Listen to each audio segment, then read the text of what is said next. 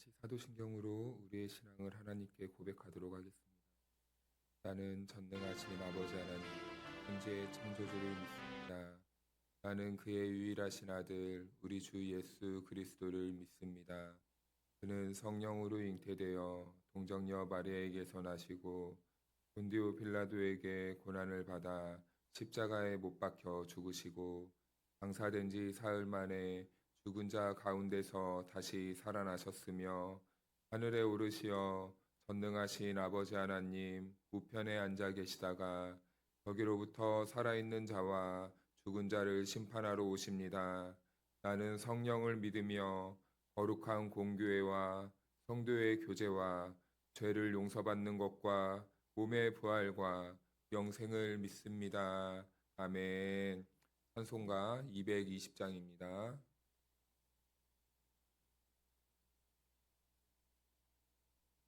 찬송가 220장 사랑하는 주님 앞에 다 같이 찬송하겠습니다.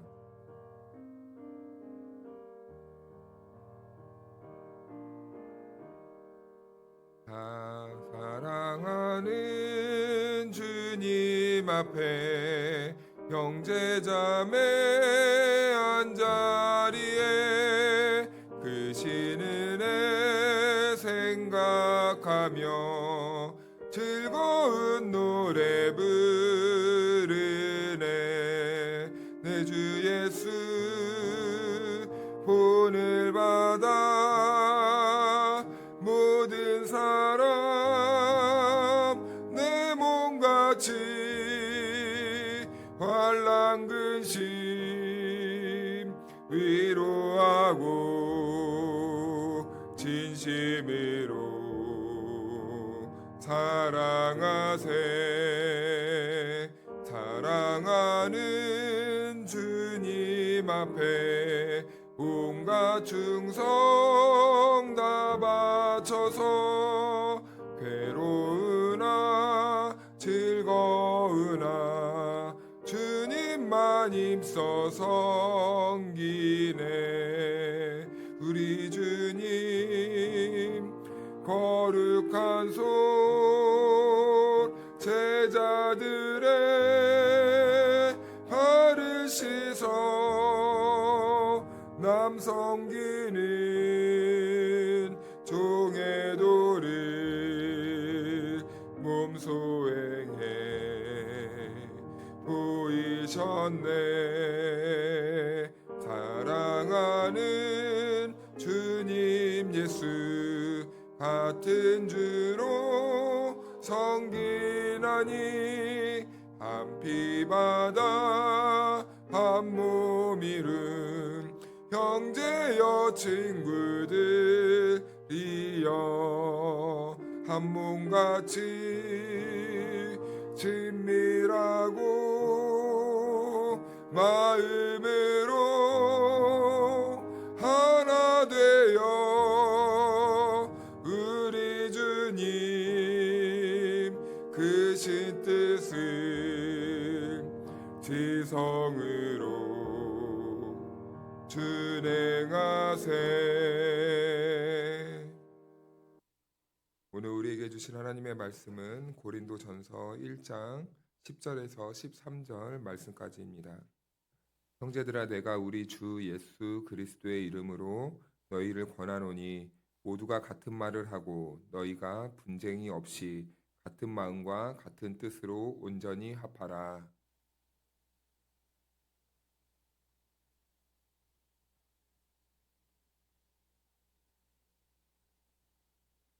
내가 이것을 말하거니와 너희가 각각 이르되 나는 바울에게, 나는 아볼로에게, 나는 게바에게, 나는 그리스도에게 속한 자라 한다는 것이니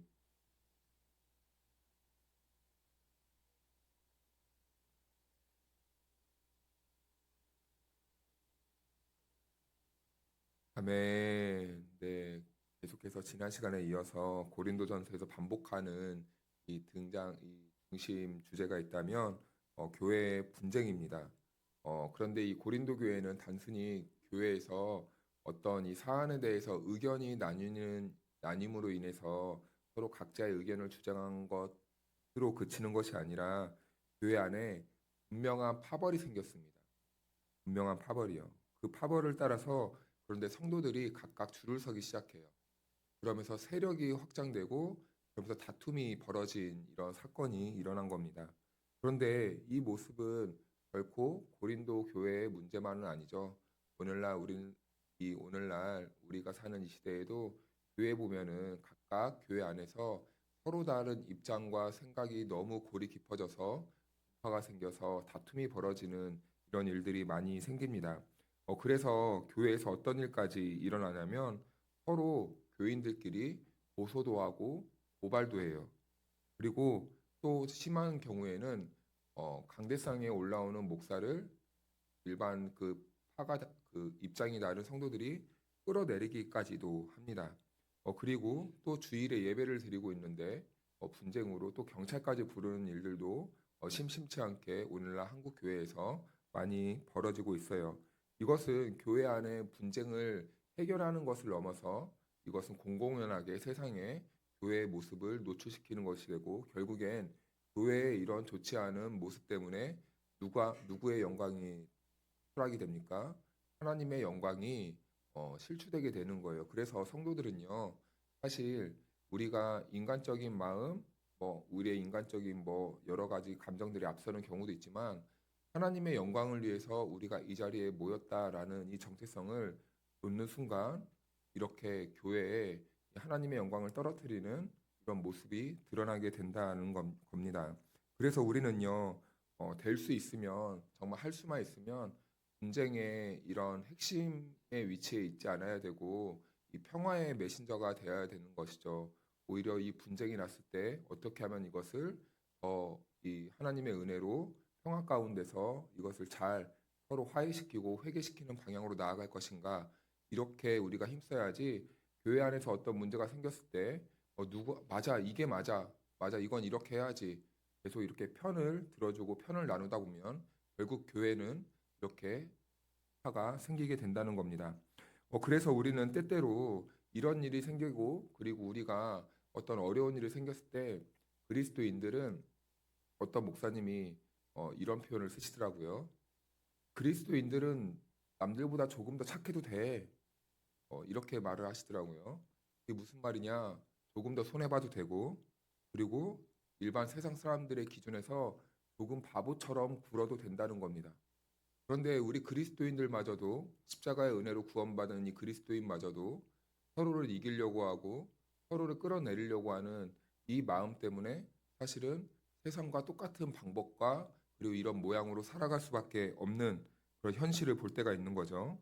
그래서 우리는요, 왜 손해봐도 되고, 왜 착하게 살고, 왜 바보처럼 굴어도 되는가? 가끔 한번 말씀드립니다. 우리의 본전은 어디입니까? 십자가입니다. 십자가. 십자가는 무엇이 있는 자리입니까?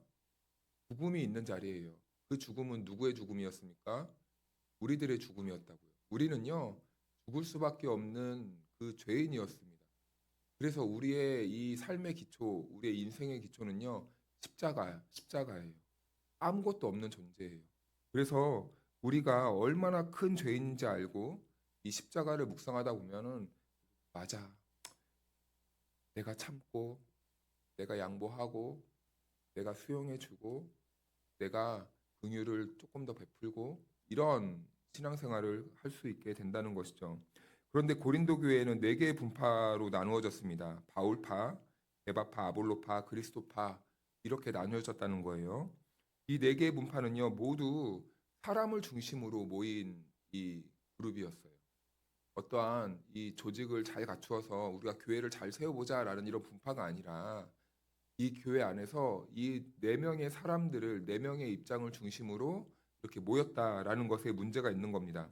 그런데 여기에는요 그리스도파까지 있는 거예요. 그리스도파. 이것은 무슨 말인가? 난 이도저도 다 싫고 얘들아 그리스도만 섬길 사람들 있으면 다 이쪽으로 모여 이겁니다. 바울파도 있고 아볼로파도 있고 게바파도 있는데 이 사람들 말고 그냥 그리스도만 바라볼 사람들은 이쪽으로 모여. 그런데 여러분 이것도 함정입니다. 이것도 함정이에요. 이 사람도 싫고 저 사람도 싫고, 야, 그래 우리 마음대로 할 사람, 자기 중심에 맞출 사람들 이쪽으로 모여라. 이런 표현이기 때문입니다.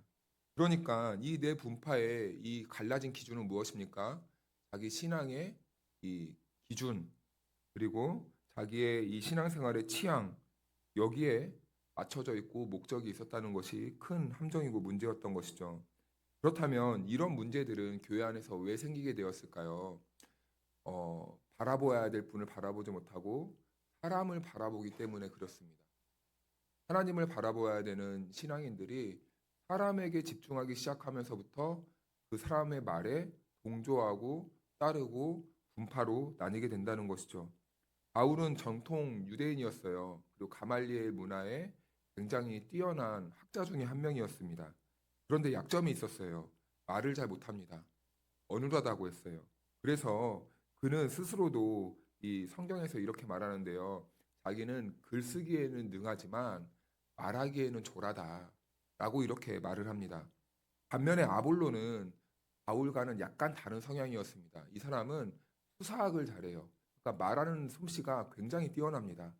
말에 이 말하는 것도 조리 있고, 그리고 따뜻하게 하고, 그리고 재미있게 하는, 그리고 친근한 이런 모습을 가지고 있었죠.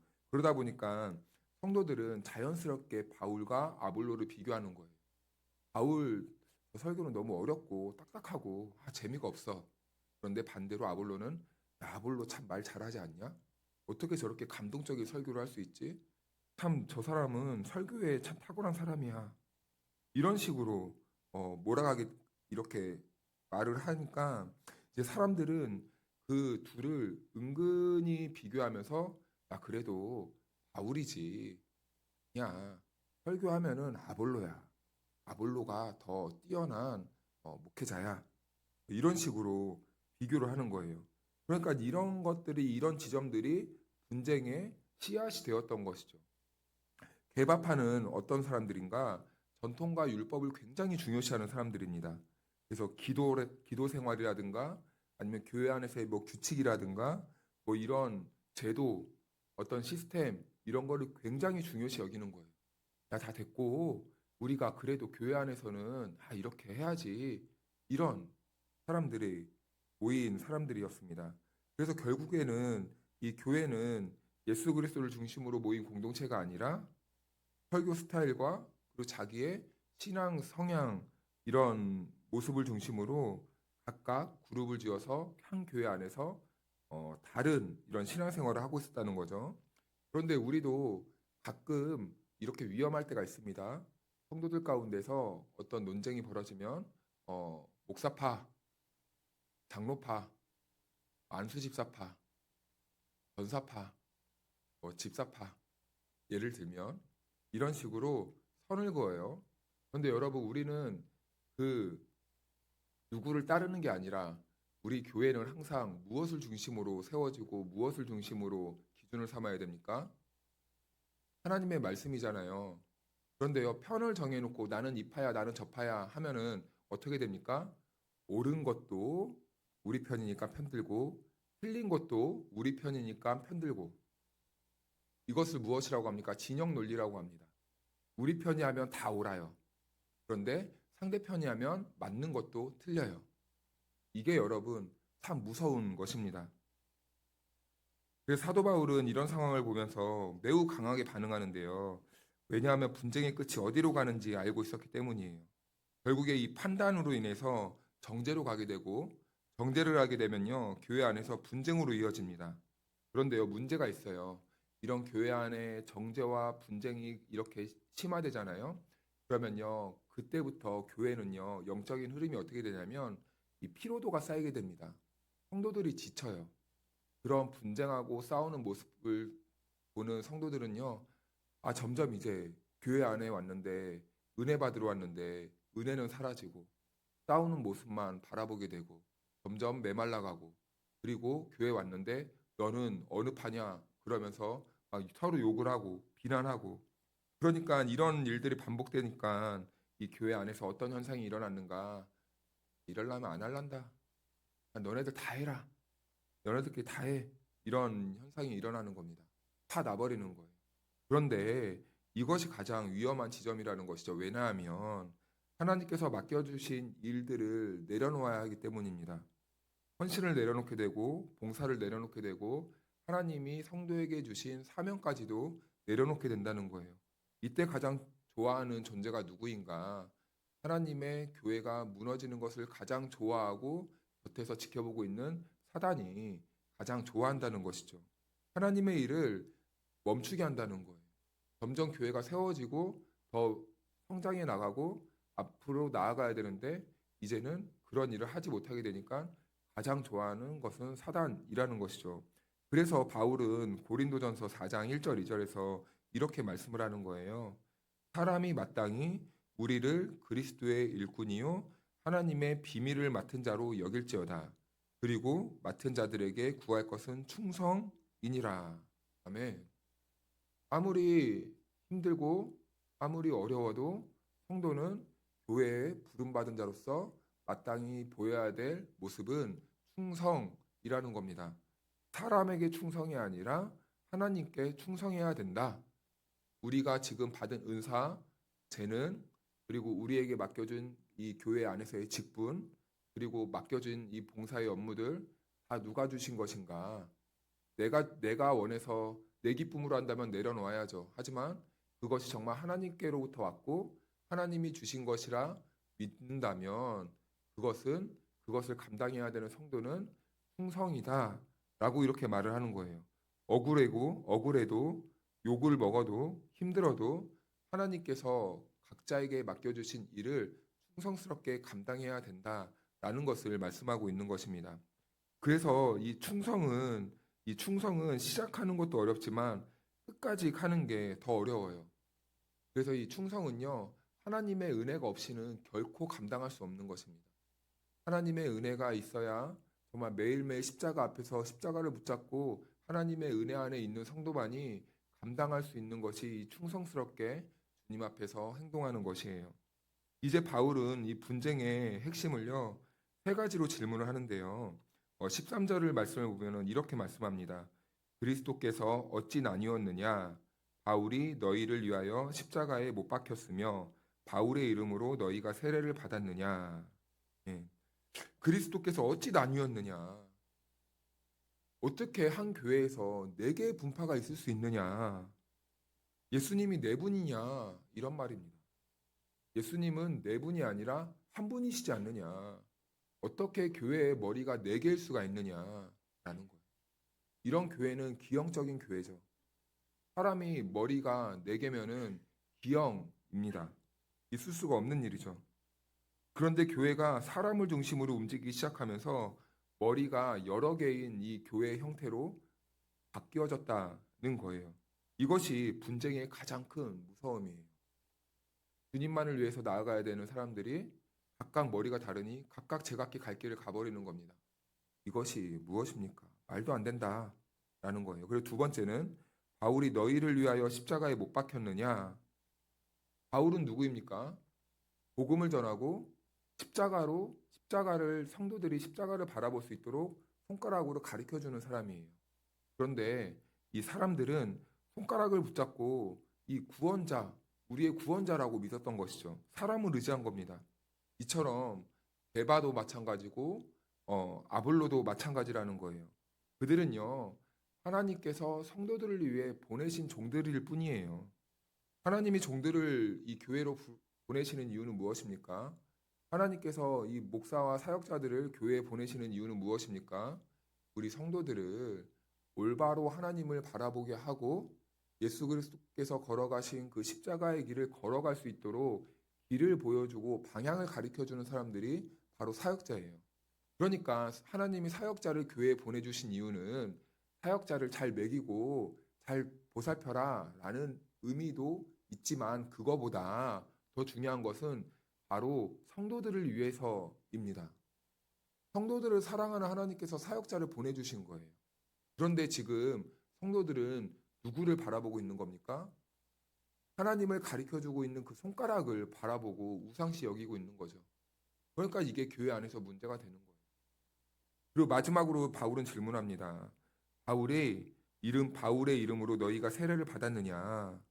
바울은요, 고린도 교회 안에 성도들에게 세례를 베풀지 않았어요. 14절에 이렇게 말씀하는데요. 나는 그리스도보와 가이오 외에는 너희 중 아무에게도 내가 세례를 베풀지 아니한 것을 감사하노니.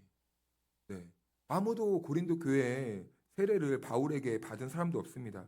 그리고 세례의 조건은 무엇입니까? 세례의 조건은 구원이 아니에요. 우린 가끔 착각합니다. 세례 받았으니까 내가 구원받았지. 그게 아니에요. 예수님도 세례를 직접 베푸신 적이 없어요. 그래서 세례는요, 무엇이냐? 구원을 증명하는 것이 아니라 구원받은 성도가요, 내가 앞으로 그리스도께서 걸어가신 그 길대로 살겠습니다. 라는 이 신앙의 선언이고 고백이 세례를 받음으로써 이루어지는 겁니다. 그래서 우리는 착각하면 안 됩니다. 세례는요, 그래서 너무나 중요하고 성스러운 이 예식이에요. 세례를 받음으로 구원을 이루는 게 아니라 구원받은 이 사람이 내가 앞으로는 예수 그리스도의 그 길을 걸어가겠다는 이 선언과 고백이 담긴 예식이기 때문입니다. 그래서 이것은 매우 중요한 거예요. 그런데 고린도 교회는요, 이 거룩한 예식을 분쟁의 도구로 사용하고 있었다라는 것입니다. 얼마나 안타깝습니까? 너는 누구한테서 세례 받았어? 너는 누구한테서 안수 받았어? 너는 누구의 제자야? 이런 식으로 사람을 추앙하는 이런 말도 안 되는 일이 벌어지게 되는 거죠. 고린도 교회의 분쟁은요, 성격 차이의 문제가 아니었어요. 이것은 신앙이 깊어서 생긴 문제도 아닙니다. 그 본질은요, 단 하나였어요. 교회가 그리스도가 아닌 사람을 집중했다는 겁니다. 사람을 보기 시작하면서 비교가 생겼고, 비교하면서 판단을 했고, 판단이 깊어지면서 분쟁이 되었다는 것입니다. 그러나 교회가 다시 그리스도를 중심에 둘 때 분쟁은 멈추고 회복될 수 있는 것이죠. 사랑하는 여러분, 오늘 하나님께서는 저와 여러분들을 교회로 부르시고 성도로 부르셨습니다. 그래서 우리는 반드시 신앙생활하면서 철칙으로 두어야 할 것이 있습니다. 교회의 머리는 사람도 아니고 사역자도 아니고 어떠한 은사를 가진 사람도 아닙니다. 교회의 머리는 오직 예수 그리스도 한 분뿐이라는 것을 절대 놓쳐서는 안 됩니다. 그래서 여러분, 이러한 신앙을 기초로 살아가는 저와 여러분들을 통하여서 우리 교회가 더욱더 주님 보시기에 아름다워지고 하나님의 영광을 드러내면서 든든하게 세워지는 그런 은혜가 있기를 주님의 이름으로 축원하고 축복합니다. 우리 기도하겠습니다. 하나님, 오늘도 우리가 교회 안에서 분쟁의 요소가 아니라 말씀 앞에 서게 하시니 감사합니다. 우리는 쉽게 사람을 보고 비교하고 판단하면서 신앙생활을 해오진 않았는지 깊이 돌아봅니다. 교회의 중심에 그리스도 대신 우리의 각자의 취향과 기준을 두었던 마음을 이 시간 주님 앞에 내려놓습니다. 십자가 앞에 다시 서게 하셔서 내가 얼마나 큰 죄인이고 얼마나 많은 은혜를 입은 존재인지 잊지 않는 우리가 되게 도와주옵소서. 판단으로 공동체를 무너뜨리는 사람이 아니라 손해를 보더라도 평화를 선택하는 십자가의 사람으로 살아갈 수 있도록 인도하여 주옵소서. 분쟁 속에서도 주님이 맡기신 자리를 떠나지 않고 은혜로 끝까지 충성할 수 있도록 성령 하나님 도와주옵소서. 이 자리에 나온 모든 성도들의 마음을 지켜주시고 상처난 심령 위에 주님의 평강을 부어주셔서 오늘 하루도 그리스도만을 머리로 삼고 믿음으로 걸어가는 우리 모두가 될 수 있도록 도와주옵소서. 감사드리며 예수님의 이름으로 기도하옵나이다. 아멘.